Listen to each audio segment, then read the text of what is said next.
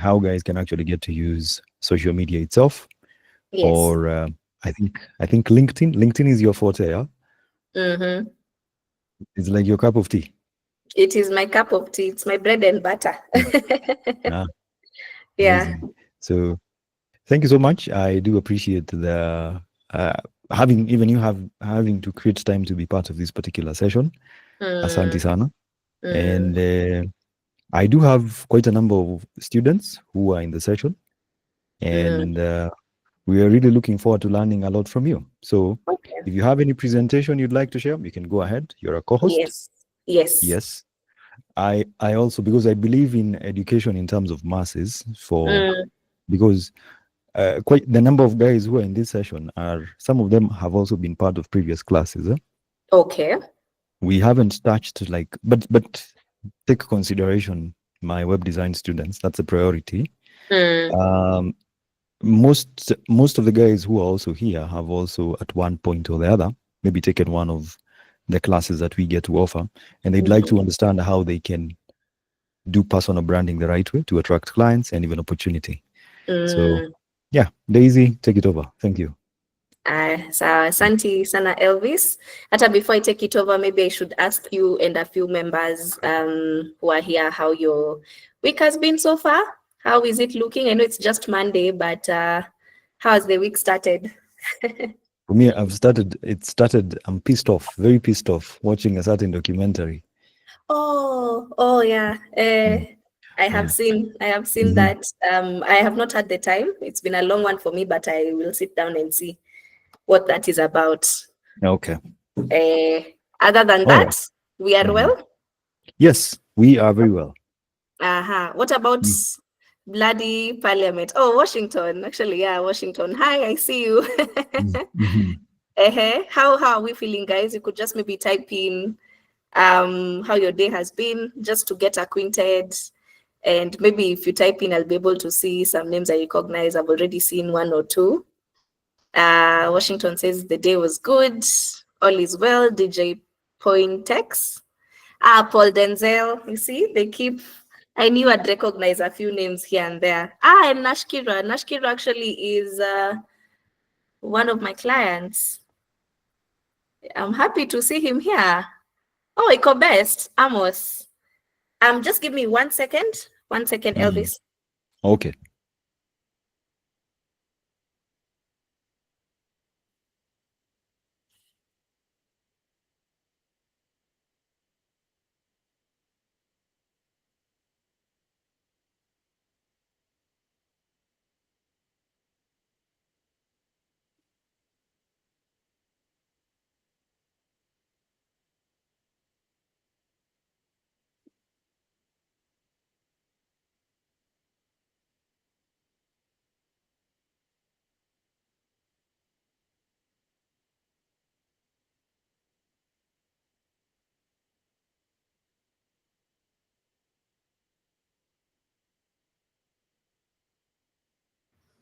Sorry for that. There was someone at my door. I Mm. apologize. Yeah, so I keep seeing some nice names. Oh yeah, then there's Shiro here. My executive partner, we call them. Shiro, I'm happy to see you here. Linda Sita, karibu sana. Caleb Langat.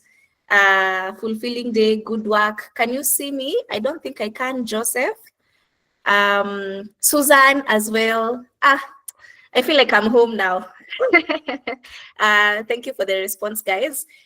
So maybe I could start by a brief introduction of who Daisy Keter is, for those of us who may not know. And you wonder, who is this that Elvis has called to come and have a conversation with? So my name is Daisy Keter. I am a communications and PR professional. I am a brand manager. I am a personal branding consultant. I'm a digital marketer as well. I wear I wear hats depending on what the task at hand is. And maybe you guys might not know, but when I started my freelancing journey, Elvis was one of my, actually I call him boss at Akama Penangi Kuitwa boss, but he was he was one of the people who paid me a steady, I had a steady source of income.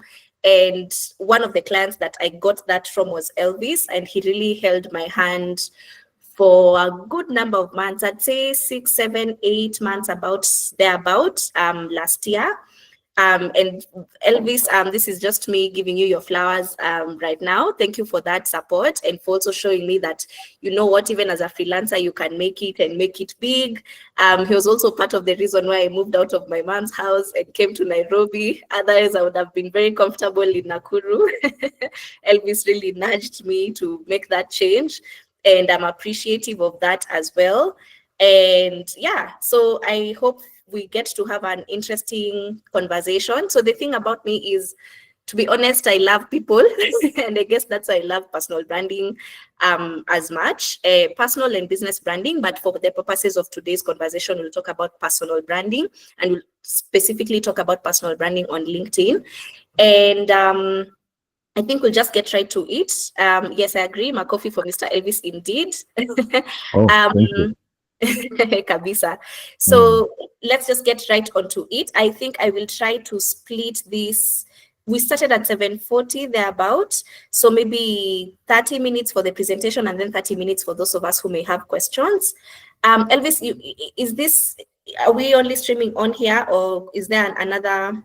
Do you have another audience somewhere else? You're on mute. Oh, we have an audience on TikTok. Oh, okay. I may not see their questions. So in the event they do come up, guys, maybe let's save them for. I've broken them down. So we'll have, first of all, the basics of personal branding, and then we can do a quick, if there's any questions that come up, I'll answer one or two, and then I will go to talk about personal branding on LinkedIn. Yeah. So that is the plan. And then we can have questions at the end. So I guess let's get right onto it. Yeah. So questions, let's leave them for a bit later. DJ Pointex. That's quite an interesting name.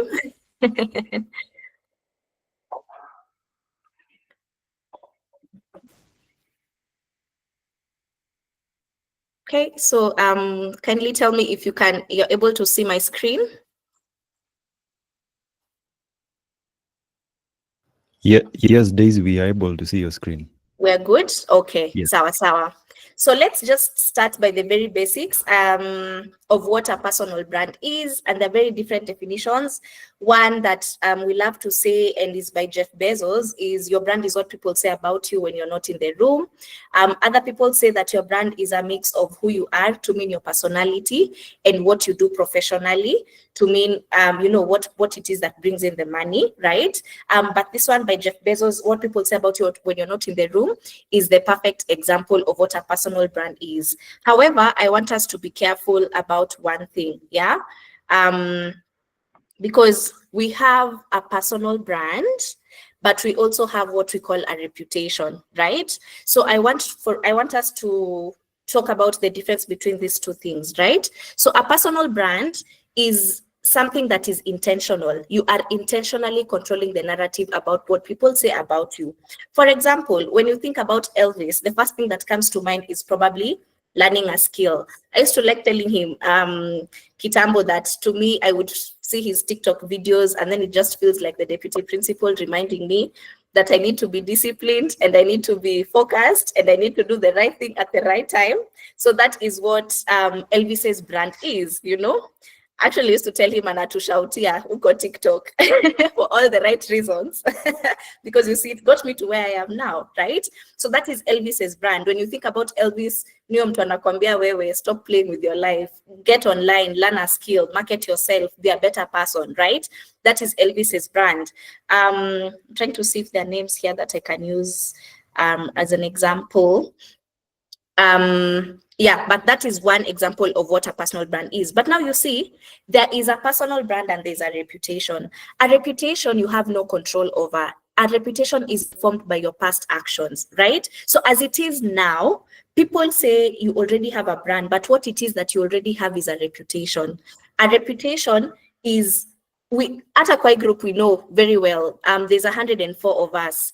That at work, for example, there's that person who is always dependable. There's that person who's always late. There's that person that you can count on to do things the right way. There's that person that you can count on to lead the team. There's that person that you can count on for all the gossip in the office, right? That's that person's reputation. A personal brand, on the other hand, is is you actively shaping people's perception of you. So if you want people to know you as a communications professional like myself, it means that I show up both online and offline in a way that shows that I'm a communications professional. Yeah. So that's the difference, right? Don't mistake a reputation for a personal brand. A reputation you don't have any control over. A personal brand, you actively control the narrative yourself, right? So when we come to talking about what a personal brand is and how to figure out what yours could look like, for example, there are questions that we could ask ourselves. For example, the first one is, what is it that makes you different? And what is it that makes you unique? And I know that when you tell people this, immediately they just start thinking, me, Sidri, what it is that makes me different or what it is that makes me unique. So a good way of identifying what it is that makes you different or what makes you unique is you ask yourself, of course, we can tell some patterns. In your friend group, for example, you know that people usually come to you for a specific thing. Maybe they come to you because you're good with money. Maybe they come to you because you're good. Your sense of style is good. Maybe they come to you because you're a social person and you know how to connect people. Maybe they come to you because when they need to be consistent when working out, right? Maybe they come to you when they need motivation. Whatever it is that makes you different and whatever it is that makes you unique, that's the starting point. And I love to say this, that this thing that makes you different and makes you unique is actually God's gift to you. This is what makes you naturally stand out. And when I say that we should lean on our areas of strengths, we should lean on these areas on these things that make us different and unique. So just top of mind, whatever it is that you see people coming to you for, that by itself is a unique indicator. I could give you an example of me, right? My friends know me as the plug for anything. Like, they know Daisy knows if someone wants to not go to work tomorrow and they need a doctor who will write for them a sick off, whether or not they are sick. They know that if you go to Daisy, Daisy likely knows someone. If they want someone to get them something very fast, Daisy likely knows someone. Like, they know that I know someone who will get them what they need. That's what makes me different, right? So for you, it could even be that you love to eat a lot. I don't know. You're the one who knows what makes you different and what makes you unique. What I will tell you is this: lean on your areas of strengths, because when you lean on this, it becomes easier for you to build a brand. You know why I say this? Because this thing that comes naturally to you, it's easy for you to be consistent with it. And we'll talk about that as we go, right? So even as we are making this presentation, just start asking yourself what it is that makes you different, what it is that makes you unique. And also keep in mind, think about it also from a professional standpoint. In terms of skills, what is it that you are quick to grasp, that you don't take too much time struggling to understand, that you enjoy doing even, right? Yeah. So let's have that in mind. Please send me a thumbs up so that I know we are together. Thank you. Thank you. Asante. I see the question. I see the thumbs ups. So now let's talk about this personal brand thing. And I know if you have been on these online spaces, you hear it a lot. You hear build a strong personal brand, but you're just like, personal brand, what is it? I don't even like putting myself out there. I don't even have a good camera. I don't even know how to write. There are usually so many objections to taking action when it comes to building a personal brand. But this is what we talk about, right? We start with define your story. Your story could be anything. Like, for example, if you're in, I'm not too sure about our audiences, but say you are in university right now, you're in first year and second year. Actually, I've come to appreciate that the Gen Zs these days are so ambitious and driven, and you find that someone at 20 is already doing amazing things, is already upskilling, wameingia TikTok, wameshautiwa na Elvis, wameingia box, wamelearn skills and all of that. So the point is, what is your story, right? So someone's story could be, like I saw Elvis on your TikTok someday. There's this gentleman that was a waiter, I think, that was serving you, and he talked about he's a graphic designer, right? So this guy, for those of us who may not have seen it, that was his story. He actually really narrated it very well. He talked about Samuel Iswaliako will come to you. Don't worry, Daisy. Sorry Okay. about that. So let's talk about this. What was his name, Elvis? Oh, his name was Brian. His name is Oh, Brian. Brian. Yes, let's Yes. talk about Brian. This was Brian's story. Brian talked about the fact that he used to do Mjengo, and then he really knew he needed to get to the next level. He didn't know what to do about it. He'd get on TikTok and find Elvis talking about learning a skill, learning a skill. He decided to start learning a skill. He did learn a skill. He now saved up and bought a laptop, and now is a graphic designer, and is working towards. He was working towards something else. I'm not too sure, but that basically is Brian's story. Listen, your story does not have to be. It also does not mean you have had to have gone through trials and tribulations. And your story is whatever it is that is has your experience and your journey has been. That's your story. Everyone has a story. If you are in first year and you've just joined campus, that's your story. I'm in first year.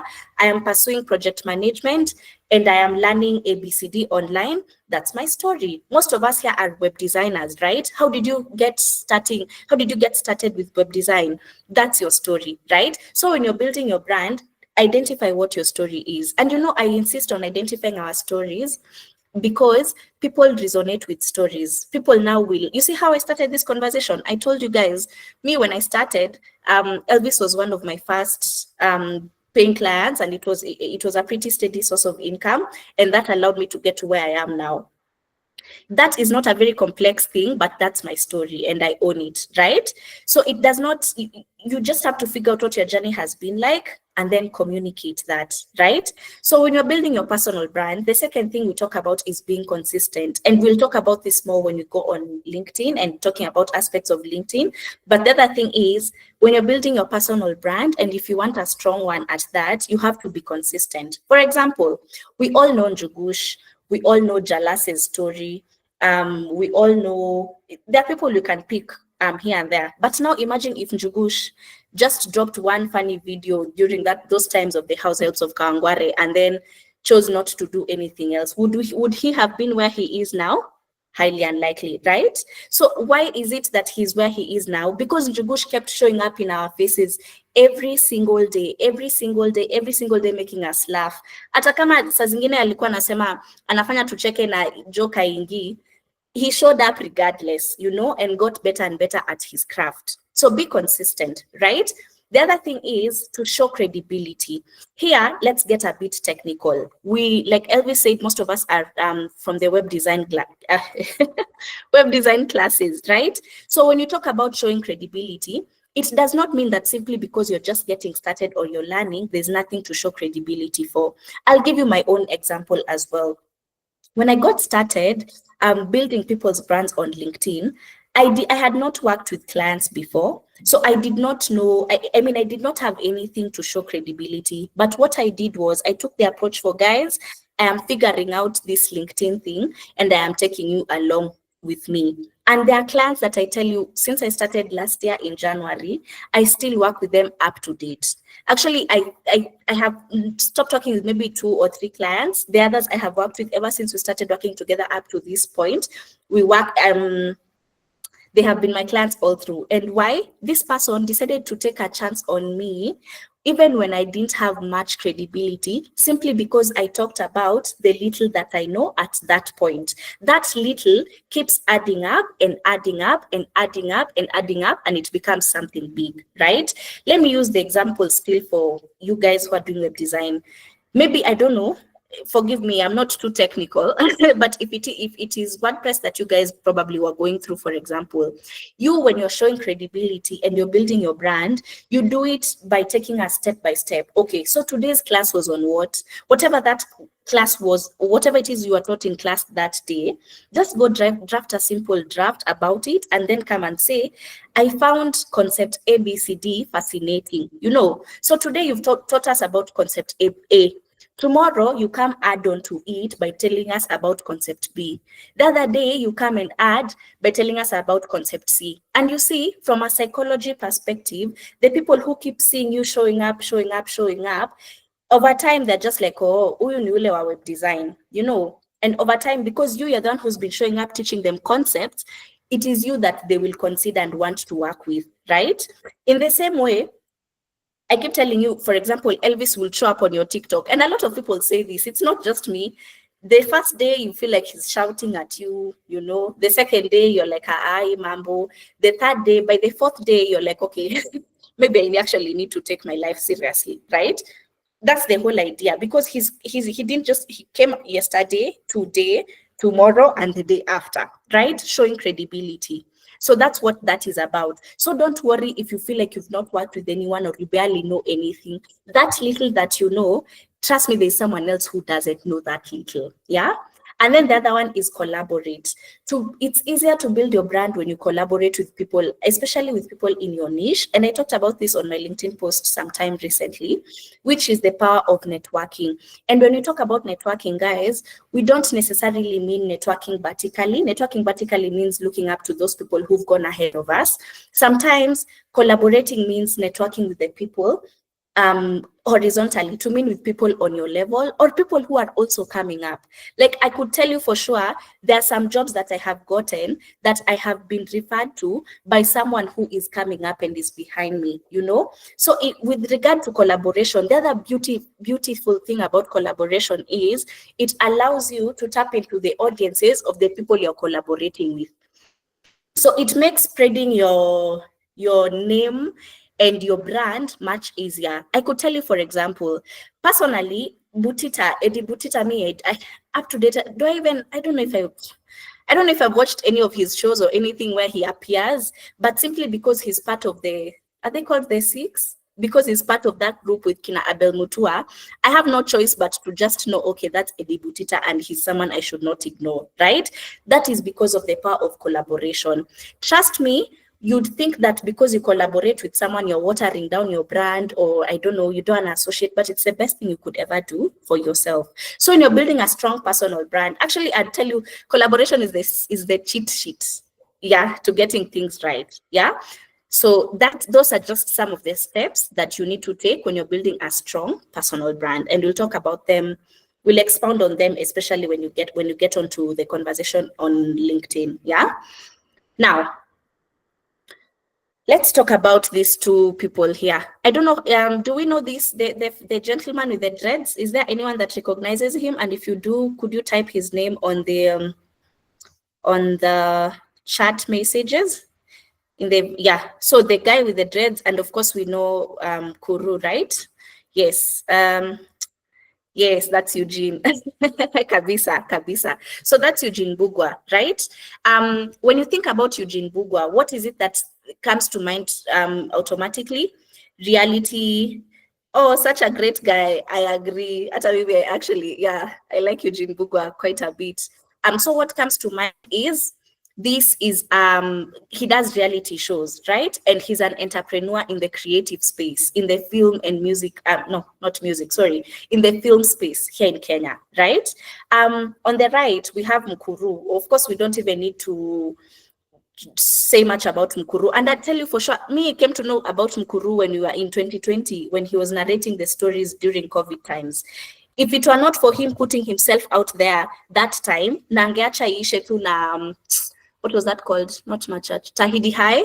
We would never have known the greatness that is Abel Mutua, and we would never have known, by extension, his wife, and by extension, Celestine, and by extension, what's there? Philip Karanja. if Esther Mudoka sees me trying to think these names like this, tutakosana. But the whole idea of a powerful personal brand is that, one, people trust and recognize you. This trust thing, guys, it does not just come out of nowhere. It comes out of you being consistent. We go back to consistency. And then it helps you build credibility and authority. The whole reason why I am seated here and delivering this training to you guys is because I was able to build credibility and authority in Elvis's eyes. And how I got this was over time, because he has been able to see my work over time. It compounds, right? The second thing is it allows you to attract opportunities. You become the go-to person in your field, because you see, the whole idea is, I don't know if Mengos is here, but once you think of Mengos, you just think about web design. That's really the whole idea. And that's what we mean by the go-to person, right? And then you're able to get influence and impact. You don't even need to say much about it, because literally the proof is in the pudding with Eugene Bugwa and Abel Mutua, right?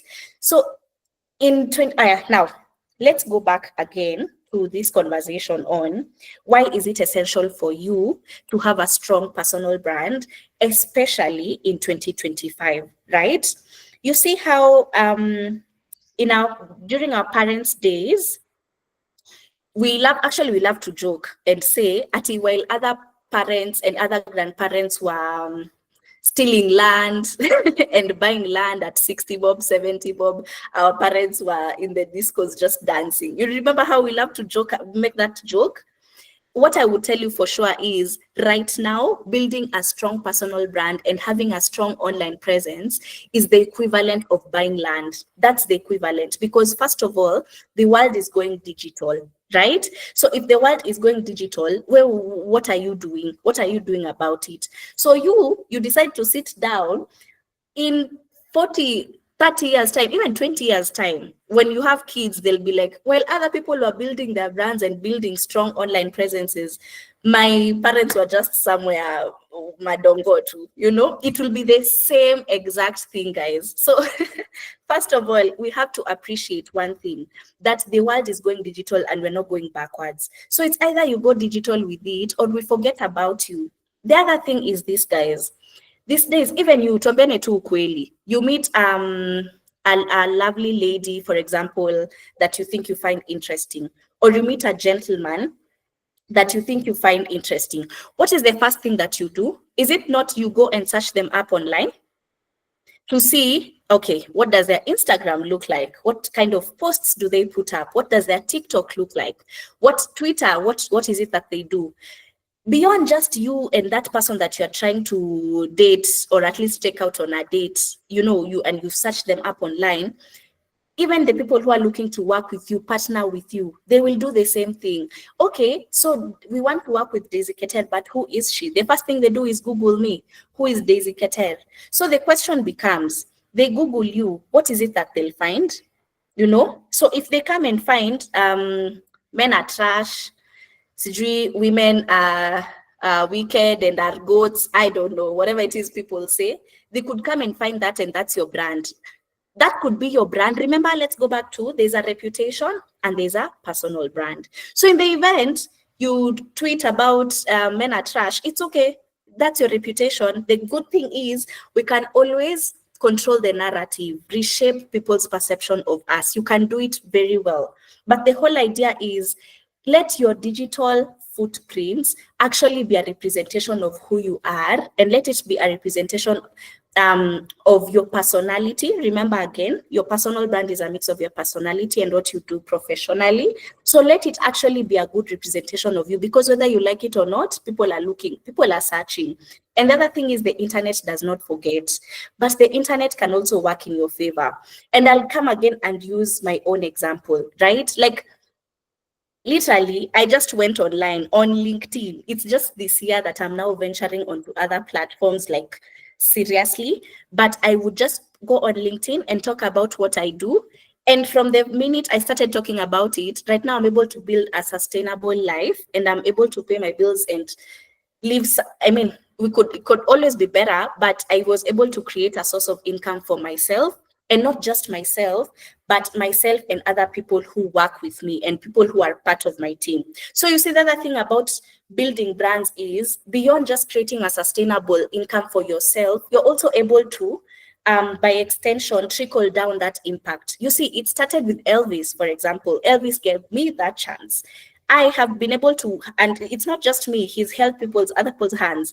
Myself as well, I have built my brand to a point where I'm able to work with other people. So that impact trickles down to them. And those people, even them, they're able to work with other people. So we keep trickling down impact. And you see how we say in Africa, we have really good human capital. By human capital, we mean like we're very smart. We know we know what we need to do. So the good thing about building brands is, guys, it's just as simple as putting yourself out there and talking about what it is that you do. And suddenly you've created employment for yourself.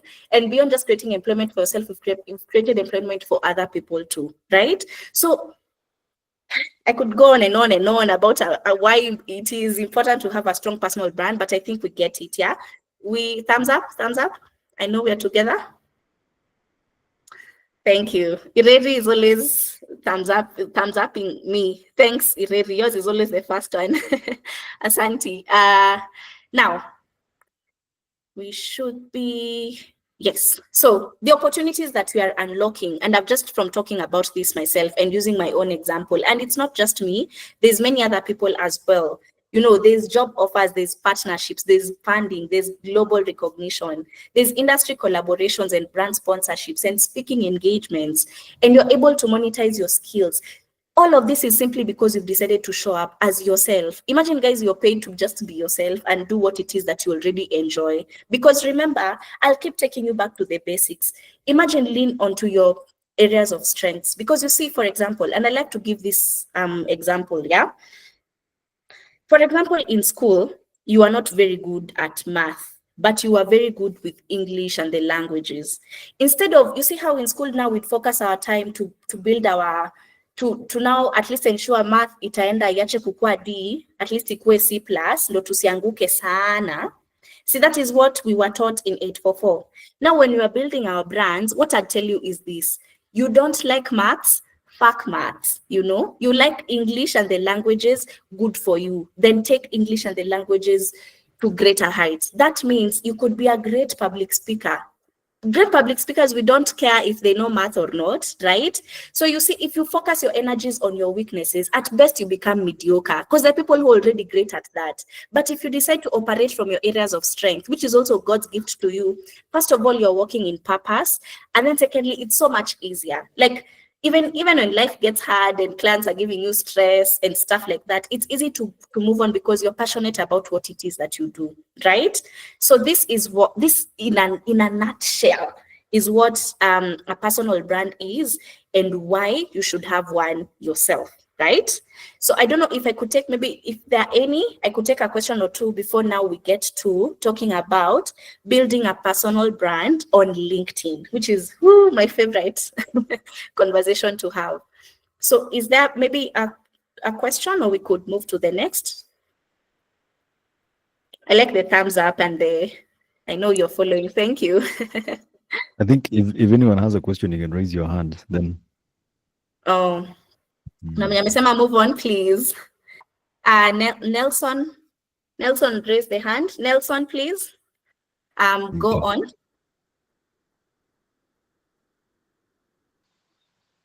Hello, my name is Nelson. My question is that, the way you are saying it, okay, here I'm a student. How do you normally manage your time to create those particular content creation and studies, and manage your time to do your job as well as the day continues? Password. Nelson, that's a good one. I think I'll answer that. Let me take another one from Lucy. Lucy's hand is up too. Yes, Lucy. Okay, mine is, I want to ask about, you've said we need to tell a story, but to be consistent. Do you keep on repeating this story? Or Okay. how do you go about that? That's a good one. Actually, Lucy, I think we'd expound a bit more on yours in the coming session when you talk about actually creating content. Okay. Okay. Thank There was, sorry, it was the first question. I've forgotten the name. I'm so sorry. But let me answer that before the others come, and then I forget everything. But what I would say is this: first of all, anything that is important to you, you will prioritize. And you've said you're a student. Me, I don't know.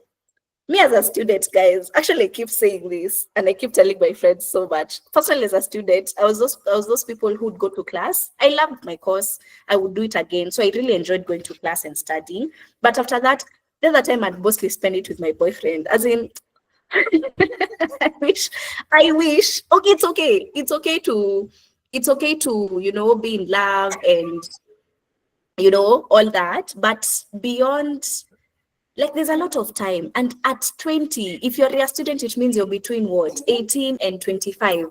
Those guys party till morning to mean that you have energy, to mean that you can go to school, to mean that you can sit down and create content, to mean that you can publish it, to mean that you can even learn a skill and work. A lot of my clients that I've worked with right now actually tell me they started working when they were still in school. To mean if something is important to you, trust that you will make the time for it. So I don't think we can say time is an excuse at all. Yeah. So just prioritize. And then with Lucy, I will answer your question. Yes. Billy, please ask yours.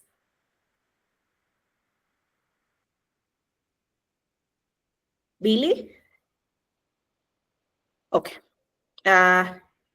If he's not here, allow us to then move on to the next session, and then we'll talk about.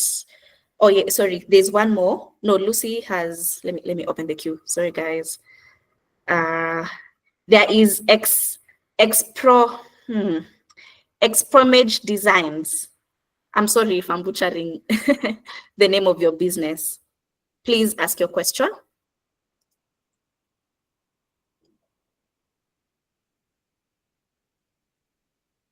Expromage? Yes, Expro Image. Thank you. Paul. Yes, please It's go okay. on. You mentioned that you began on LinkedIn purely.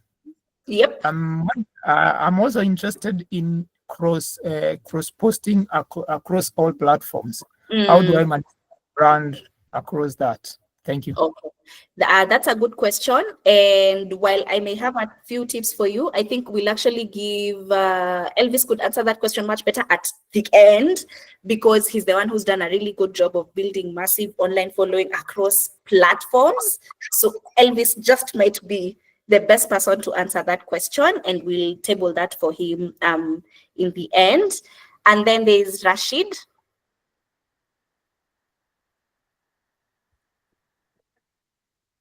Rashid Omondi.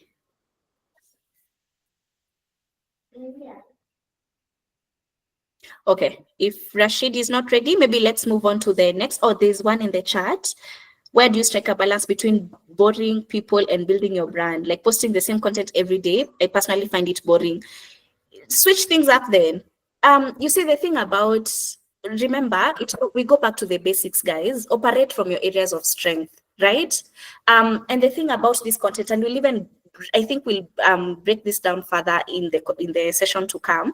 But the thing about operating from your areas of strength is, imagine huwezi kosa content, honestly. Like I'll tell you, today's post that I put was on familiarity. And I was thinking about this because it's things that I've been going through. So I was talking about how when you become familiar, say, for example, with your clients, I've just told you this. I've worked with some of my clients since last year. Some of them are really, one of them was launching their official campaign to be the chair of ISPAC today. That's why I spent my day today. This lady, I have worked with her since last year, April. Now, you see, when you work with someone that consistently, you can start becoming familiar, and then you start doing things casually because mumezoeana, for example, you see, and that is content that I used. I used it from my own experiences and put it up every day. Siwezi kosa kitu ya kusema. Na you see these things that you're saying, you keep repeating the same thing over and over, and it becomes boring. How many times has Elvis told you to learn a skill? How many times have you seen learn graphic design from Elvis? Honestly, if you are being honest, so many times, right? The whole idea, psychology, how it works. I'm also a big psychology nerd. But how it works is keep repeating the same thing over and over. And remember, your audiences keep growing as well. When I started, I was at 0. I'm now at 21,000 and something on LinkedIn. The ones who've joined me now don't know what I used to talk about at the start. So if you love what you do, first of all, you will not utachoka kurudia. Nata ukichoka, it's okay. It's okay. That's how people start saying, Mengo's new web design. Elvis ni wa kulearn skills. Abel Mutua ni wa kukupigisha ma story. That's actually how it is formed, right? Yeah. I'm listening to this and I have an exam tomorrow. Apana, usi, lakini pia priorities. Albert, Albert, please make time to study, and then guys, allow me to go on to the next conversation. Then we can talk and interact after that.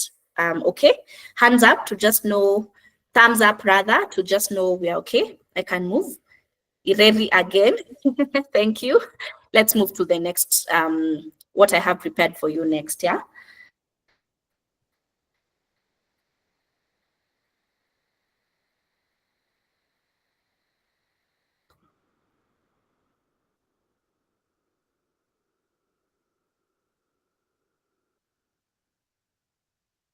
Okay, so kindly affirm that you can see my screen.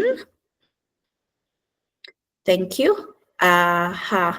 So now let's talk about LinkedIn and building your personal brand on LinkedIn. And you see how they say you operate from your areas of strength. This is me operating from my areas of strength because I have been able to get to where I am now because I built my personal brand primarily on LinkedIn. It's just recently actually that I got 2 clients from TikTok and I was like, oh my goodness, Kina Janet have been right all along. But let's talk about LinkedIn. Yeah.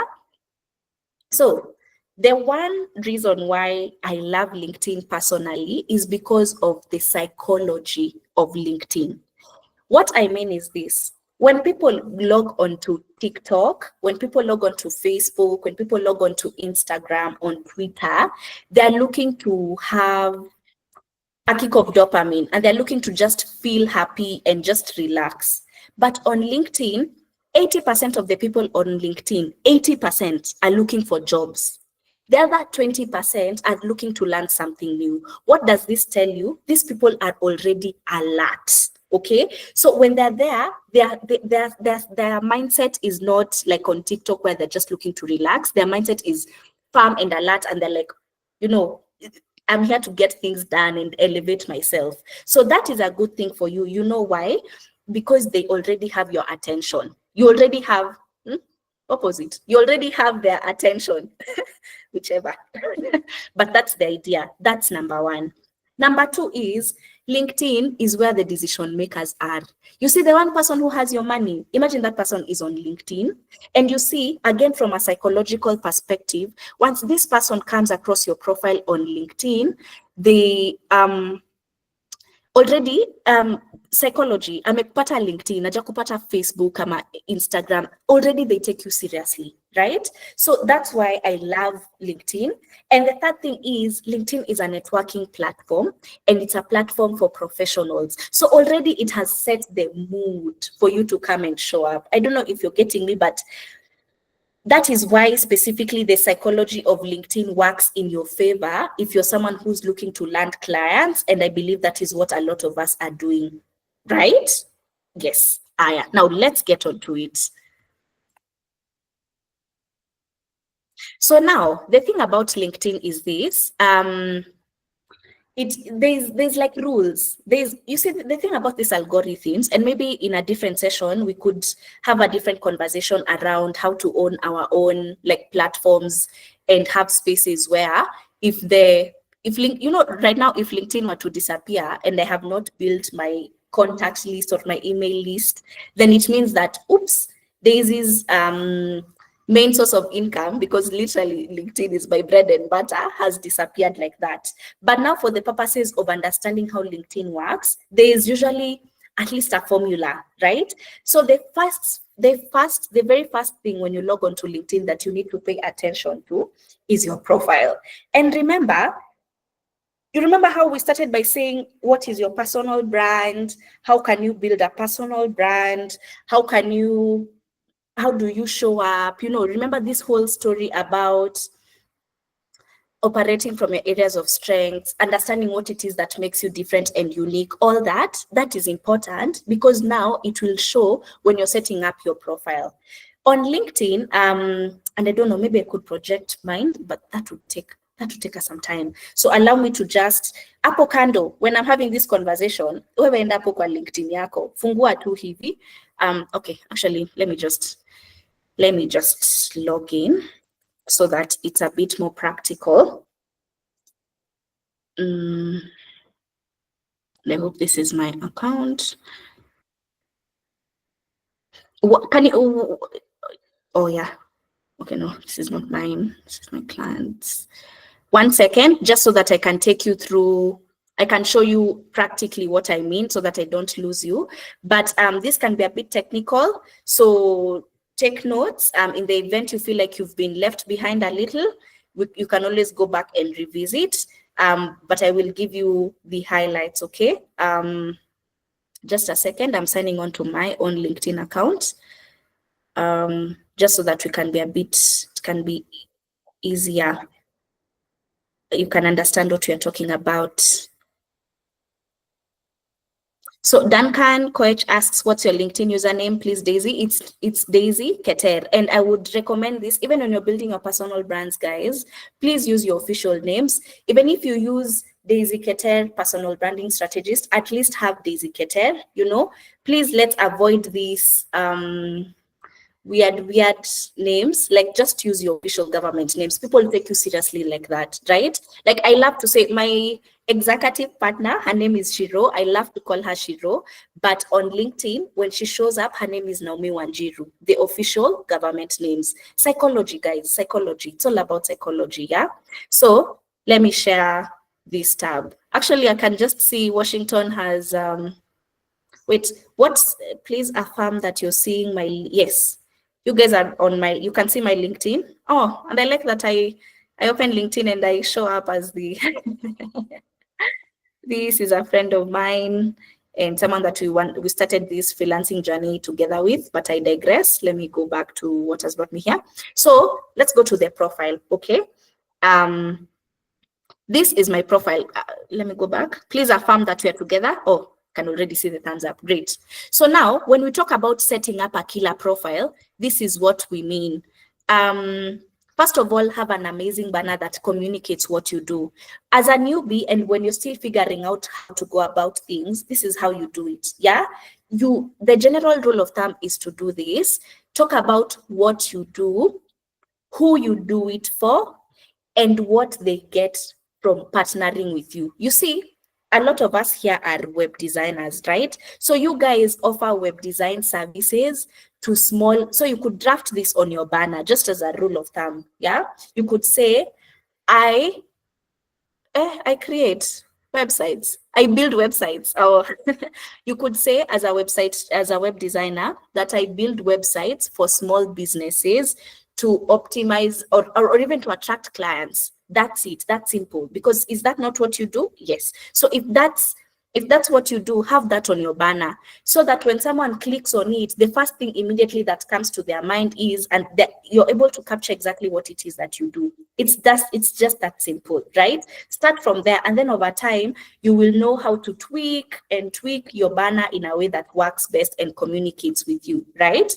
And then now let's go back to the profile picture. You can see there's a smiling girl over there, and you can see her face clearly. That's the whole idea. Ensure that people can see your face very clearly, because see, this is someone you want to do business with you. Someone who, before they remove their money out of their pocket and they give someone that they met online, that takes some work, right? So ensure that you have a clean photo so that you don't already start looking like you are wanting, and I say that in quotes, right? So the other thing that we need to consider here is what we have on the headline. And with regards to the headline, keep in mind, again, the algorithm, SEO. SEO also applies on LinkedIn to mean that, for example, when someone is looking for a web designer and they type in web design, your account will likely show up if you put web design on your headline. By headline, I mean, you see this part where I have MPRSK, I have Pan-African Social Entrepreneur. That's the bit that I'm talking about, yeah? So when you see that on the headline, it helps the algorithm identify you easier, right? So ensure that it reads web design. Again, use the XYZ format. What do you do? Who do you do it for? And what are the results that they should get from working with you? That's just a general rule of thumb. And then now, the more you are on the platform, the more you'll understand what's your vibe, how you want to present yourself, and then basically you'll figure it out over time. But for now, those are just some of the easy ways to figure this out, right? And then let's just scroll down to the most important bits, which is, oh, did I pass my about section? Your about section. You see, guys, when we were talking about what your story is, this is how you should capture it. And I keep telling you guys, your story does not have to be, I don't know, picture perfect or try to show. The truth is we're all on LinkedIn to make money. Is that not the case? So if that's your story, you come and put, okay, maybe you don't say you're coming here to make money, or if that's your story, that's your story. But the whole idea is that brand story of yours that we talked about, that what your journey has been like up to where you are at, you could have it on your about section. The other alternative to drafting your about section, if you don't want to talk about your story, is to talk about the services that you offer. And these services, I can see the failures, the setbacks, the growth. I love this. However, Abdi, I want you to notice, to take note of this. You're still coming here to sell. So if your failures will help you sell and connect with your clients, go for it, good. But if they just make you look like you're whining, maybe not. Take a step back. And that's what we said. Let's also talk about, if you're offering services, there's this other format that we use in copywriting, which is the pain, agitation, solution method. The pain point is, for example, for you web designers, a lot of small businesses, medium businesses, large businesses, they don't know why they need large businesses do have those websites, but say small businesses, they don't know why they need a website. They don't know that you could just easily find your clientele online by having a pristine website. They don't know that if you publish blogs constantly, that you're able to have your website appear among the first up there. So these are the things that you could come and talk about, the pain points of your clientele.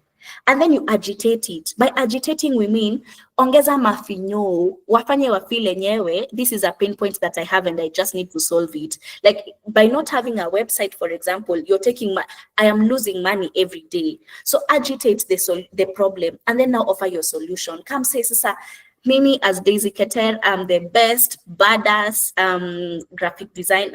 web designer, sorry. I'm the best web designer. I have worked with ABCD people.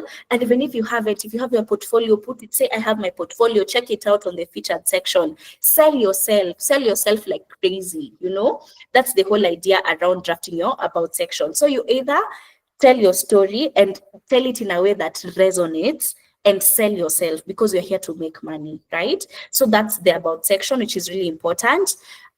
Experience section as well, that comes here. So ensure that you've updated the experience section, and then remember again with SEO, the terms web design, SEO, these things should come up so that when people are searching, they find you easily, okay? Someone says most of your designs are in purple, white, and black. Yes, they must be your brand colors. Yes, they are. Actually, my brand colors were purple last year. I changed it to black, white, and pink this year because ChatGPT roasted me, but a story for another day. So yeah, that's the whole idea behind having a killer profile. It can be, it can be a bit overwhelming. That's why I don't want to bombard you with a lot of information. Let's just start with the basics. And then the more you do it, guys, the more you find your footing, the more you get to understand what it is that works best for you. And then there's something that I want to mention here, which is, let me go back to sharing a tab, which is, let me see if it's just a second. Yes, storytelling on LinkedIn.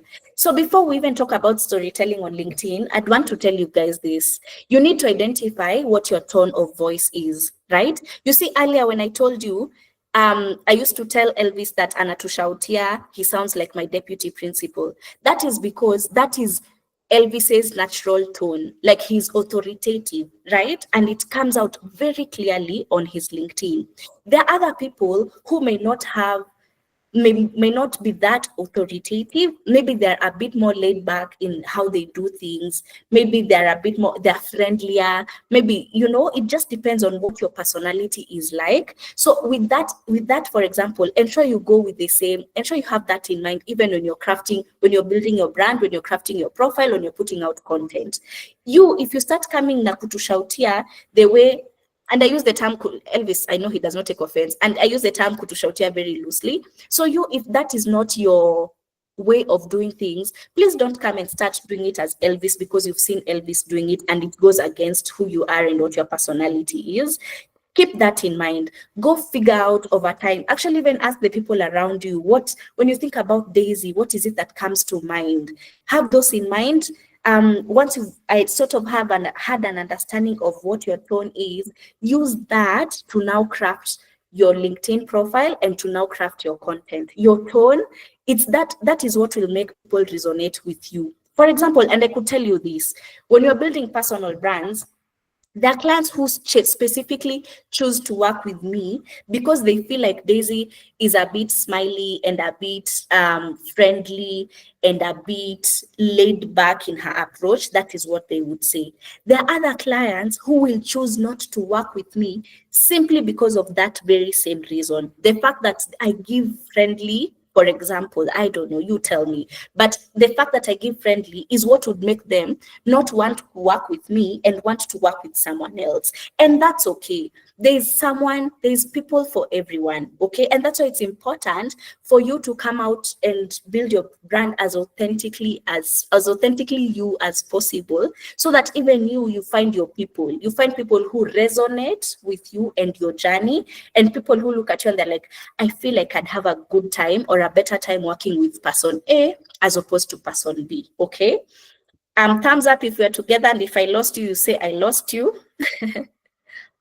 Thank you. We're together. Okay. So now let's talk about storytelling on LinkedIn, right? Remember when we started, I told you people resonate with stories. So why? People connect with your stories, not just your skill. Okay, fine.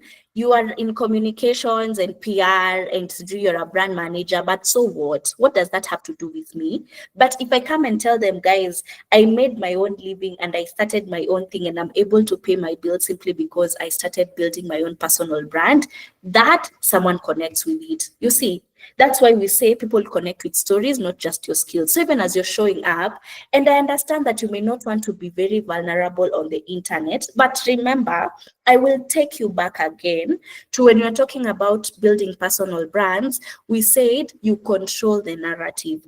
To mean, if you don't want people to know that maybe you're a mom, if you're a mom, they don't have to. If you don't want people to know that beyond just being a communications and PR professional, you also own a clothing line, they don't have to know. So remember, even when I tell you to be vulnerable, you control the narrative. Hakuna mtu amekuforce. You only talk about what you feel is right for you and portrays your brand in a good way, okay? So how do we tell these stories? We share our journeys, we share our challenges, and we share our wins. We'll talk about the 3 authority framework that I came up with just in a few minutes, and it will show you the how, so that you know so that you see how to make it easier in terms of content. Lucy, I think, had asked about this. We'll talk about it. And then there's something else that I love to say, which is write like you'd speak. With AI right now, I know, of course, now I've told you to come put out content, you're just going to go on AI and draft something. Fine, there is prompt engineering, and you can do a pretty decent job of prompting your AI to make it sound as uniquely you as possible. But the whole idea is this: write as you'd speak. And I mean this: if you use curse words in your speech, for example, and you come and use curse words the way you would on LinkedIn, imagine that is what would set you. I'm not saying we start using curse words. I'm just saying, I'm giving examples here. That is what would make you authentic. That is what people would read this and they're like, oh, so this is actually not AI. I can actually tell the personality behind this person. So the whole idea to make it sound like you a lot and to make people connect with you is to write like you would speak. And Elvis likes to give this tip often. Use your keep notes and just record. Like on keep notes, there's that recording feature. Record, ongea mambo yako yote, and then maybe go on ChatGPT and just tell it to refine a bit. But you see, the beauty of doing your content that way is, even when it is written down, it is sort of written down in your tone of voice. And trust me, that tone of voice is what would make people resonate with you more. Okay? Thumbs up if we're together. Great. Thank you. I see hands up, but I'm allowed to just finish this and then we can now go to the questions. So that's storytelling on LinkedIn.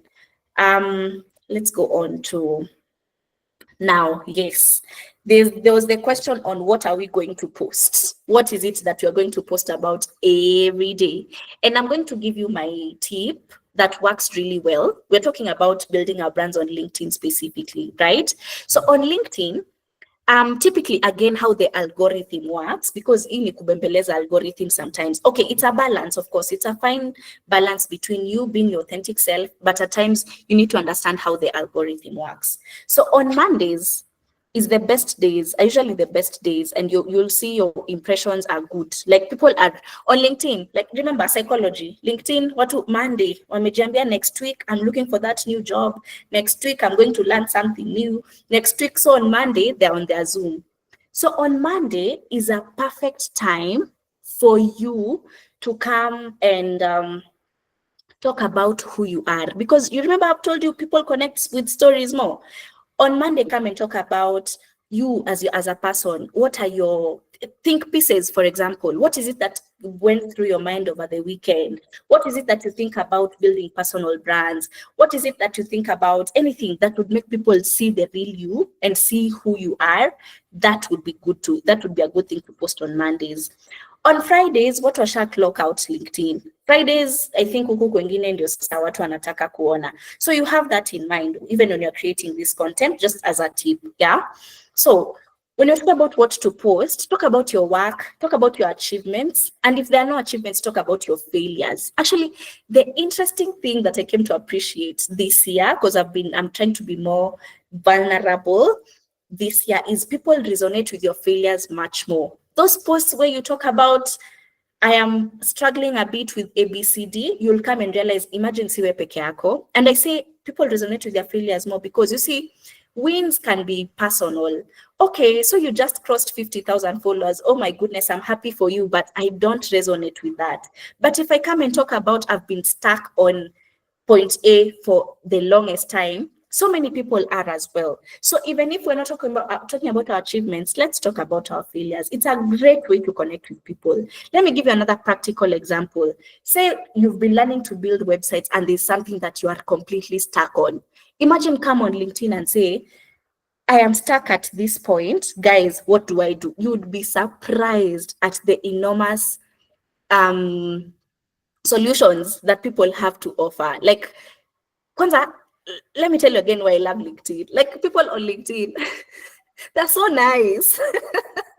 Hata ukiamua kukutukana, watakutukana in corporate. Like no one can come on LinkedIn and tell you ati nyangawi the way they would on Twitter. They just come and say, unfortunately, I don't agree with your point of view, and this is why. And then they also give their point of view. So imagine even if you come and post your struggles and your challenges, they'll just come and be supportive. That's the other thing about LinkedIn. Hawezi kutokana because their bosses are watching. You see on LinkedIn, everyone you can tell this person works at this place and that. So everyone is sort of on their best behavior. So it's a good place to come and just be you yourself also. Okay. Other platforms in Kenyaji, no. Please, those are not my words at all, Edwin. Those are not my words. Aya. Let's talk about lessons and insights and industry insights. Let's talk about that a bit more right now with this. No. Let me just allow me to skip that slide. I will come back to it. I just want us to talk about this thing, the authority framework that I came up with, and it's something that I have done, tried and tested, and I feel is what would give you. You see how we talked about authority and you becoming the go-to person in your field, and people also connecting with you and seeing you for the real you. So these are the three things that I would tell you to say. Or rather to think about when you're crafting your content. Number one is the growth blueprint. To mean, show us how you're getting better. Remember, I told you when I started, I didn't know much about LinkedIn, but I went learning as I go, right? So every time I learned something new, I come and tell people, so today I have learned this. Tomorrow I have learned this. And I can tell you for a fact it works because I remember vividly, there's a client who reached out to me and she was like, Daisy, I have followed your journey from the beginning, and I can see your content getting better and better. And especially when I started doing videos, and she was like, I can even see your videos improving over time. So you come, we have a sit down and you tell me how you've been doing this. What are your rates? It's that simple. People, when they see you getting better, their perception of you is also heightened, or it's better as well. That's number one. Number two is you show the business lens. Show that you know the game. What do I mean by this? It could be in different perspectives. For example, you are a web designer, right? You're figuring it out. Come and say, yeah, kumbe guys, landing a client is this easy, or landing a client is this hard, or what are the tips to survive as a website designer? Like from a business perspective, what does your journey look like at that point? Don't come give us Java, just give us your genuine thoughts and opinions of your situation at that point. That also improves people's perception of you. And then the solutions map. This is now your, see, remember our target audience. We know it is who that you're speaking to. Have I actually mentioned this? There's something very important that I must mention, which is, guys, when you're building a personal brand, we don't need everyone to know you. We don't need you to be the next Cristiano Ronaldo simply because we've talked about building a personal brand. Building a personal brand could be people in the creative space and in the film space know who Eugene Bugwa is. People in the sports industry may not know necessarily, but that does not make Eugene Bugwa unsuccessful, right? The idea here is identify who your target audience is. You see how I've been telling you, maybe for you guys, it could be small business owners. I'm speaking from an ignorant perspective. There could be other people as well. People who are building personal brands, those people need websites. Like that's kuna market tapo guys, ingine noma sana. So the idea is identify who your target audience is, and then always constantly show up with solutions that you have for them. Solutions, how can you help them? Okay, so mimi personally, sina budget ya kubuild, ya contract a website designer, a web designer. What can I do then? What alternatives do you have for me? Then you come and tell me, did you know you can set up a live website on Canva? Stuff like that. Those are the things that, yes, like he says, problems that they're looking for solutions daily. So this is the authority framework. This one here is an all-rounded 360 view of building a strong personal brand. Okay, now let's go back. Let's go back to the slides I skipped. I felt that was just important. Yeah. So there's also this thing, which is the power of visual media. And I will tell you for sure, right now, video is everything, even on LinkedIn. When I look at the videos that I've done, those impressions they're looking good. They were not this way last year, but visual media is everything. Like people, remember how we said digital is the new currency of sorts? Ni mashamba ya sahi. Please keep that in mind, by the way. Visual media, you show up, we see your face. Hiyo tu inatosha. And that's why you could tell from my LinkedIn, there's a lot of my faces. Because the more people see you, the more people relate with you, the more people feel like they can trust you, right? So in terms of visual media, there's carousels. Carousels, you see, look, younger LinkedIn, you see a post and then there's a graphic there and then you can scroll. Like it gives you information. That's what a carousel is. Videos get really good reach on the platform. So if you can do videos, and by the way, when I talk about videos, it does not have to be you showing your face if you're not comfortable with that. By the way, let me tell you that. You can record your process as you're designing a website. What does that process look like? What does the process of copywriting, if that is something you do, what does it look like? There's so many POVs of doing videos. There are actually a lot of faceless brands that are video and are doing really well, right? And then we have images and graphics. Thumbs up, guys. Okay, I'm a thumbs down. Come on, in a force thumbs up to know we are together. Thank you. In the event you have questions, please feel free to, I'll see them on the chat and then I will address them on a need basis. Nico Chonjo, thank you, Edwin. Let's go on. Now, again, I told you guys, algorithm, kuna to formula here and there. We may not be able to control it all through, but there are some things that we can do to help our posts do better. So let's start with a hook. A hook on LinkedIn is the first, and let me show you practically, actually. Let me show you this practically. Let me share my tab. Can you see my LinkedIn? Let me go back. Oh, great. Yeah, I love that it's still my photo. So, and this one, Washington, liked this. You see, guys, this is Marcella's post. Marcella's post, we can only see this first line. And it says, it's easy to ignore that voice during the day. Work meetings, emails, notifications, life. So when you see that post like that, naturally, I don't know, maybe me, I'm biased because she's my friend, but would you not want to click on more to learn what it is that she's talking about? No, hii si rhetorical question, by the way. Mniambie kama mngetaka click on more. William Wood. Okay, great. So that's the whole idea. This is what we call a hook. It's the first line on your LinkedIn. This hook is what will determine whether people will click on more or they'll scroll past. The other thing that helps is a photo. If photo yako hapo ina boom, tutakuwa tu like, please, tusonge tuangalie kitu ingine. So also have a good image to go with your post. That's the number one secret to having a good hook, something that will bring people in. And let's go to the next. Let me present my screen again. We back to my, let me see. Yes, great. So the second thing is to be concise and structured. Use short paragraphs and bullet points, because remember, again, as in, people are lazy. People don't like to read. Like, people barely read books. See, it is watasoma texts, you know? So the whole idea is keep them short.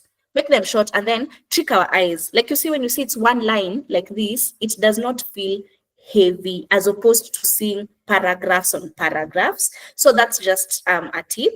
And then again, this comes back, write as you would speak. The best way to connect with people is to write the way you would speak. Like, they'll read this and they'll be like, yeah, I feel like I am hearing Daisy's voice in this. And then end with a call to action. A call to action is at the end of your post, what is it that you want your people to do? A good tip that I picked actually from Jasmine Ali, who is one of the best top creators on LinkedIn, is he said, ask people questions and don't ask people hard questions, because again, people don't want to think. Make it very easy so that immediately you ask a question, they're like, yeah, I have the answer, and they'll respond to it on your comments quickly. And you see, the thing about LinkedIn is, like I said, it's a networking platform. To mean that the best way for your content, for your post to like go viral, let's call it that, is if it has people commenting on your post. If the more people comment on your post, the more the algorithm pushes it out to more people. And that's why on LinkedIn you will notice that there is Daisy, like this one, Situliona Washington Moray likes this. So you see, already you're like, who is this Washington? Washington, I know you're here and I'm probably butchering your name. I apologize. So these are just some of the secrets to writing on LinkedIn. Yeah.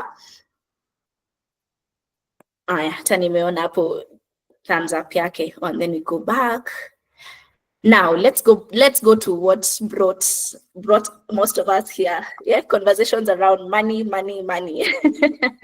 So when it comes to monetizing your brand, and I can only speak from my own experience and from that of the people within my spheres of influence, it's pretty easy to monetize your brand, but it is easy to monetize your brand, first of all, if you're consistent even with the story you share. There's no way your story is changing. There's no way Elvis was my first client. No, not my first client. But there's no way today I will say Elvis was among the first clients I worked with. Alafu kesho nakuja kusema eti Elvis is, I don't know, something different, for example. So what I mean is, you need a brand that is trustworthy, that the story is consistent. Every day she shows up, she talks about something different, but you can sort of tell this lady's journey, right? So the first thing to monetizing your brand is, remember, trust is what will make people choose you over someone else. The other thing that will make people choose you, and just as Abdi has said rightly, is consistency. I have clients who've come to me because they're like, Daisy, you've been in my face for the past 1 year. Recently, I was with a friend of mine who also builds her brand on LinkedIn, and we were getting into chat, and there's someone who just saw her and was like, I'll come to you for my LinkedIn. It's been going through my mind over and over and over. So once they see you, they're just like, oh shit, I need to do this, So that's what consistency does for you. Yeah. Now let's go to now. After you've been consistent and you've built trust, it becomes easy to monetize your brand. Will I share my slides? No, I don't think so, Joseph, unfortunately, but you could take photos. Now, monetizing your brand, we start with freelancing and job offers. Clients reach out when they see your expertise. Let me tell you guys, and I'm not even kidding, and I'm not saying this, it's not to brag, but when you build your brand, it's clients who look for you and not vice versa. In the history of my 20-something years of living, I think I have made less than 10 job applications, but I have built a strong enough brand that it is people who reach out to me. This happens over time. We're not going to sit here and lie. And I know actually Elvis did a post recently talking about he has numbers, but he struggles a bit with getting clientele, especially on LinkedIn. And maybe we can just talk about that a little, just to understand your point of view, Elvis. But from what my experience has been, I get my clients on LinkedIn, they reach out to me, and the others, I get them from referrals. People say, hey, and your brand has been looking nice. I like the content you're posting on LinkedIn. What's the secret? Then they just tell you there's no secret. I've just been paying this girl called Daisy. Then they just reach out and they're like, I've been sent by XYZ.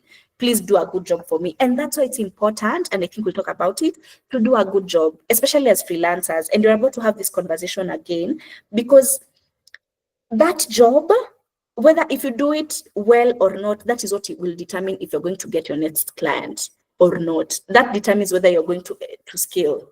We'll talk about that shortly. Now, content creation, of course, build an audience, get brand deals, get collaborations. Elvis is a perfect example of this. I think I built my brand strong enough to the point that I also landed a brand deal on LinkedIn. But these things come with time, guys. Again, they come with time, and also sometimes it's just God's grace, to be honest. But what I would tell you is to just show up every day, all day, every day.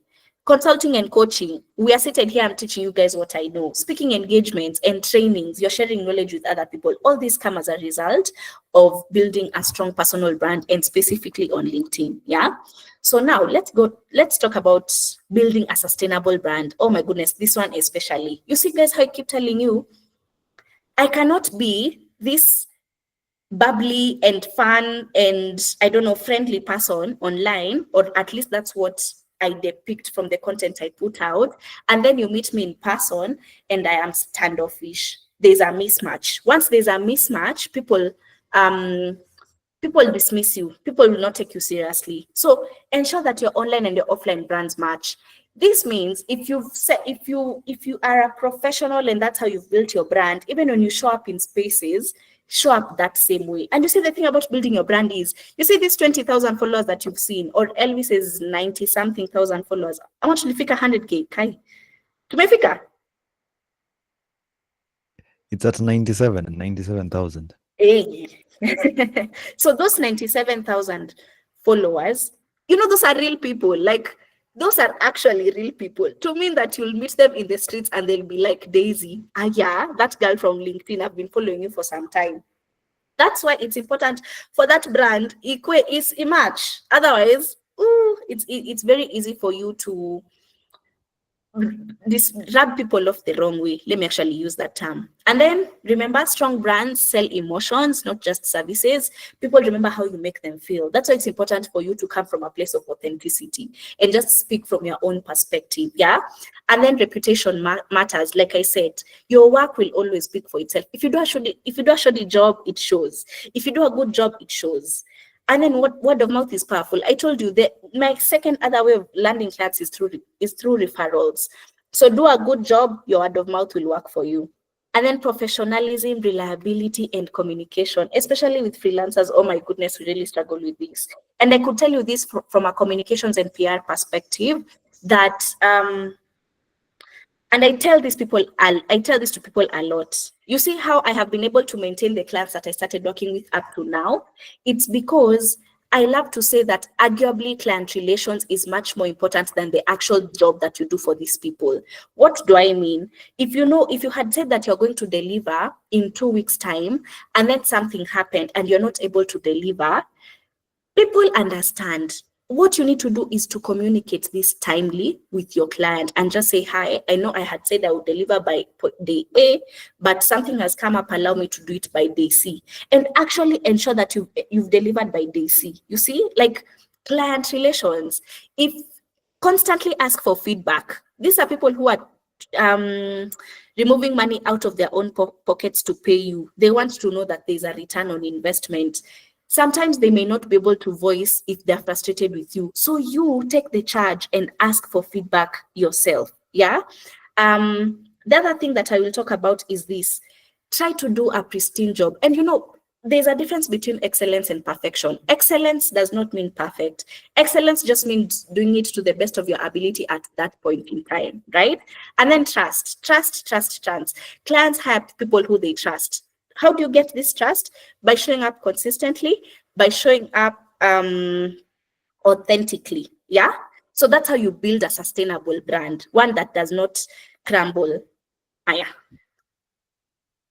Again, how do you attract clients? The first one is to connect with these key groups of people. Number one, especially on LinkedIn, fans and potential clients. By fans, I mean over time, once you post consistently, you will notice that there are people who are constantly in your comment section, constantly in your DMs, constantly liking your posts. Those are your fans, right? Some of them could be your potential clients. And I tell you for free, by the way, people who have the money may be on LinkedIn, but sometimes don't have the time to come comment on your posts, but they see you. Trust that they see you.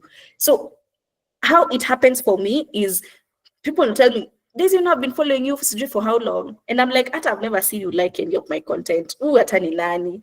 But they've seen my work over time, right? So these are the people to connect with. Oh, again, remember our target audience. You already know that you work with founders of small businesses, for example. So ensure you're connecting with these people. And then partners and collaborators, industry players who can work with you, people who you're on the same level with horizontally, even vertically. Strike a rapport, connect with these people. Gatekeepers are the decision makers who control access to big opportunities. These people, you may not know them at surface level or at face value, but over time you'll be able to get to understand who they are. Because you see how I told you potential clients are just constantly watching. Sometimes you don't know, then you start a conversation and they tell you they've been following you for a while, those kinds. But a good way to know the gatekeepers also is to connect with like ukiona mtu ni founder, ukienda kwa experience section, uone mtu ako na 10 years plus experience, that's someone to take a keen eye on. So you identify the people that you feel would be your ideal clientele and just go connect with them. And then remember, visibility means opportunities coming to you. You may not even be the best web designer, but because you're the one who shouts about it the loudest, you are all people know. People don't know the perfect one who does not talk about their work, right? And then this is another one. This is about managing multiple clients and professional relationships. This I feel could be a conversation all by itself. And I will tell you, and I'll go back to this again. As freelancers, for us, client relations is arguably more important than even the work that we do with these people. To me, set clear expectations and boundaries. Use systems and keep your clients engaged. Also, try not to overpromise and underdeliver. It's better to underpromise and overdeliver. This one, I could talk about it all day. So let's just leave it at that. Common freelancer mistakes. Number one, inconsistency, lack of communication, not delivering on expectations, and failing to follow up. And let me tell you guys, sometimes these people don't even, like I said, I use my own example because I assume a lot of us here are young people. these people can tell that you are also figuring things out. But the thing about working with other professionals, especially those who have gone before us, is they're willing to take a chance on you, even with the little that you have at this point, because even them at one point or the other, someone took a chance on them. So the thing is, when someone takes a chance on you, usifumble pia wewe, like, do the best you can. You may not know everything, but communicate this. That's all I would say with that regard. Yeah. So let's not be these people who are inconsistent, who don't communicate. Communication, especially. Yeah. And feedback. Ask for feedback. Oh, yeah. So now I'll take your questions for sure. Elvis. Thank you, Daisy. Thank you so much, Daisy. This is so Gen Z like. Oh, yes, indeed. Not very many people actually know the animation. Oh, yeah, The it's a good way Simpsons, huh? to liven up the presentation and just make people feel, like they're part of it as well. Yeah, asante. All right. Thank you, Daisy, first of all, for really delivering on that presentation. I think you've aced it. Yeah, that was a perfect presentation talking about personal branding itself. I think so many people don't really understand personal branding. So anyway, I don't want to speak much. I think you've said it all, and I think let's just take the questions and see who might be asking a question. I'm actually looking at TikTok. Currently on TikTok, you have 137 guys, and on Google Meet 106. Oh wow! Yes, that's quite the audience. Yeah, but generally you had like over 250 guys in the session. Oh, okay. Yeah, that was an amazing presentation. I think this is valuable information, very, very valuable information. And there's a lady called Lian Kamau who says hi. Hi back. Hi, Lian. You were supposed to meet Lian on Saturday, but unfortunately you got an engagement. Huh? Oh, yeah. Let's not talk about that. Yes, no worries. So yes, I have recorded the session. There's someone who's asking if I have recorded the session. Yes, I have recorded, and we'll share it with you guys. And yeah, I'm looking at if anyone has a question. I think it's okay to prevent like a lot of time really passing on. I think guys can actually just send their questions in the chat section. Maybe I can say something. There's a question that had been asked about cross-platform posting. Yes. Especially when it comes to creating content for TikTok, Instagram, Facebook, and LinkedIn. So I think for me, my favorite platform at the moment is Facebook. Oh, okay. Yes, followed by TikTok, then LinkedIn, and then Instagram, and then you can say a little bit of YouTube. So you don't have to create content for each particular platform. You can create content and share it on all these particular platforms. Like if you wanted to share something on Facebook and Instagram, you can use Meta Business Suite. You just post you just use it to manage your accounts. And then now you can go ahead and post on LinkedIn or on TikTok the way you wish. But for me, I normally post once across all platforms. I use a social media scheduling tool. It's called Buffer, Buffer. It's very, very good. Yes, I pay around $24. It allows me to schedule posts directly from my platform. But creating content, I think to make it easier for you, let your messaging be the same across platforms. Like if you talk about skills, let people know you for that particular thing when even they go to Facebook, when even they go to Instagram. So it makes your work easier because you don't have to create content for different platforms. But for you to create content, I think you need to consume content. You need to listen to podcasts. You need to, watch documentaries. You need to get content for you to generally create content. So there's a question over here by Ann Duku. Ann says, Daisy, you have just activated my dormancy on LinkedIn. Been away for some time, some reasons. I'm getting on my feet again. Good one. That is Ann Duku. All right. Thank you, Anne. Actually, you remember Anne? Yes, I know Anne. Hi, Anne. Lovely to see you again. Pleasure. Sometimes I feel like I have to be a completely different person over the social media from who I am physically. Could we call that Nini? What's this thing? Imposter syndrome. Imposter syndrome. Okay.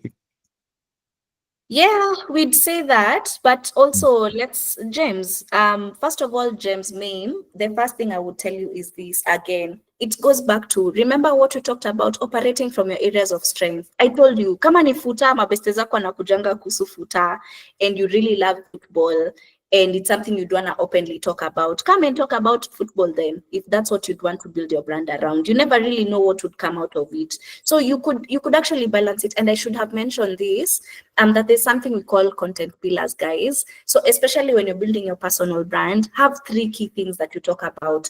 If, for example, you're a web designer and you want to get your clients from LinkedIn, of course, on Mondays, not on Mondays, on Tuesdays, on Wednesdays, talk about web design. But on Thursday and Friday, talk about football, if football is what you enjoy, because people will connect with you more. Because they can see your personality and what it is that you do. So don't this whole, if you feel like the persona that you're presenting online is not who you really are, ushabant. That's just it. Okay. I'm looking at more questions, especially on TikTok, but I'm not seeing so many questions. But Okay. Daisy, you've really gotten a lot of appreciation from guys. Like the guy called Karis anasema, great topic and wonderful presentation. Thank you. There are quite a number of comments anyway. You're on TikTok, yeah? So on TikTok, what's the name on TikTok? It's Daisy Keter Personal Branding. That's my name on TikTok. There's a question by Edwin Ambani. The question is, hi Daisy, do videos work well on LinkedIn as well? I like doing video, talking on social media management. I don't know if it's social media management or social media marketing. And I cross-post across and I cross-post on all platforms. What is your view? So for LinkedIn, I would tell you for sure, videos didn't used to do so well last year, but as of this year, you just give it a shot and see. Videos are doing really, really well on LinkedIn nowadays. So please give it a shot and see. And you see, the beauty about videos is, especially if you enjoy doing them, then it allows people to see you for who you really are, to mean even your personality, the kind of person you are, which is really good, especially when you're building your brand, because it now enhances trust from their POV. So yes, Edwin, please do go ahead and post videos. You will not regret it for sure. All right. Thank you, Daisy. I think I'm not getting so many questions at the moment. Okay. Daisy, I think just maybe you can share some closing remarks, but I think we would like to have you again. Oh, no, absolutely. Like I said at the start, first of all, I love people and I also and I'm extroverted. So I get my energy from being around people. And I also, on my LinkedIn, you will see that I talked about building purpose-driven personal brands. And what I mean by building purpose-driven personal brands is these are brands that extend beyond just you and your achievements. Because you see, even on my story and my about section, you'll see, when I got on LinkedIn, I was just trying to get money. I was just trying to make money, right? Then over time, I realized, oh my goodness, so I can actually make money, and beyond just making money, the content that I share with people actually impacts their lives. And in one way or another, either they have a mindset shift, or if it's not a mindset shift, they're also able to make money as well. That for me is what a purpose-driven personal brand is. So even as we go out and start building or scaling our brands, guys, let's not look at it from just our own perspective, as in, Elvis is almost crossing 100,000 followers. But when you look at the impact that Elvis has had, I am seated here, a percentage of it is because of Elvis, right? So that is the impact that Elvis is trickling down. You now that has been consuming content from his TikTok and from his pages and from my page and from everyone else's, how are you also trickling down that impact to other people? So even when you're building your brands and you're trying to make money, try to make it also about the people around you also. That's what a purpose-driven personal brand is, yeah? So with closing remarks, gani ingine? Oh yes. So allow me to say this, Elvis. We have a conversation happening on LinkedIn Live happening on Wednesday. I don't know if you have a session then, but it will be around client relations, and that people, for us web designers as well, we would benefit a lot from. So on LinkedIn, just search either Daisy Keter, it was my post today, or search the Gig Collective as well, and you'll get more information about it. I think they'd be able to learn a thing or two. And then again, my name is Daisy Keter. I am a communications and PR professional. I am a personal branding consultant. I am a brand manager. I'm a digital marketer. And this was lovely, Elvis. Thank you. I really appreciate this. Thank you so much, Daisy. Thank you for the insights that you've laid out today. I've really been looking at the comments, and I will say that people have a lot of amazing things to say about the session tonight. And yeah, I'm looking forward to having you again. Or if not, we can even have you in one of a maybe a conversation like a very simple podcast, especially talking about personal branding and something that really speaks about as what you've said, purpose-driven personal branding. Yes, right? yes, I think that would be an amazing conversation. But for me, I'll say, stemming from the aspect of building a personal brand, I can also say you get respect, honestly. One of the most important things that I've really gotten so far by building a personal brand is respect. I walk into places sometimes and I can honestly tell you, you feel treated in a certain way and you're like, wow, that was never uncalled for. Yeah. I sometimes go to restaurants and I just get into the restaurant and everyone is like, good afternoon, sir. How are you doing today? We really like, it adds more of like, you're just like, let me just continue doing this because I think at the end of the day, you're doing something. There's something I like to say when it comes to spirituality, that your purpose is God's existence or God's manifestation in you as a human being. Yes. And what you do with your purpose should impact God's people in the world. And a personal brand, as you said, has to be purpose driven. Yes, you are a web designer, you do websites, you do graphic design, but your personal brand, in as much as you're looking for clients to do websites or maybe graphic design, your purpose comes first. Sometimes I post something on LinkedIn talking about, I'll write a post on LinkedIn talking about relationship issues. It gets like 20,000 impressions and I get a client from it. That's the most interesting thing. Yeah, because people authenticity. Authenticity. Like I'll post my failures over there. Sometimes I'll post my stories about simping and someone is going to come to my DM. I really liked your story, but they have seen you do websites. It's kind of an interesting thing. Yeah. Yes, and I really love exactly. it. And one of the things I appreciate about the current culture, especially Gen Z, most people are looking at authenticity. Like, are you someone who you're not showing us lifestyle? I think so many personal brands in the past have always been about lifestyle. Come with me as we go. But people are really tired with that. People are like looking for a solution. Like, what else can you teach me that I don't know that can build me?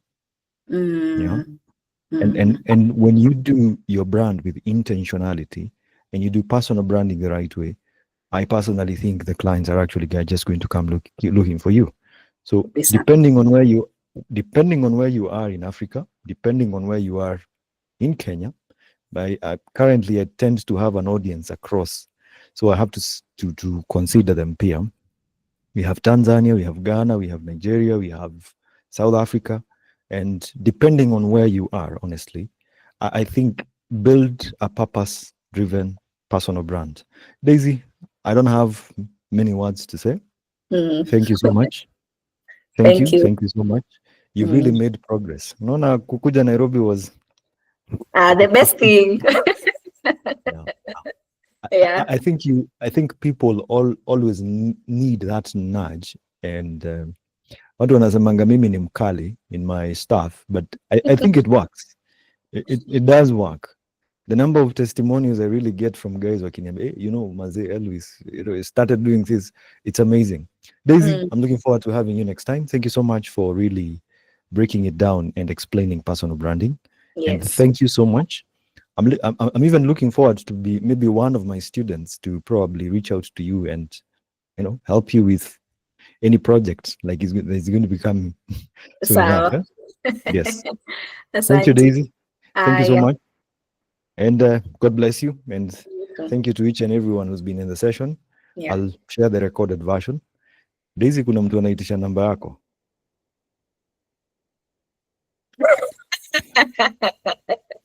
I will understand. I will understand. So, yeah. Thank you. Asante. But they can find you on LinkedIn, yeah?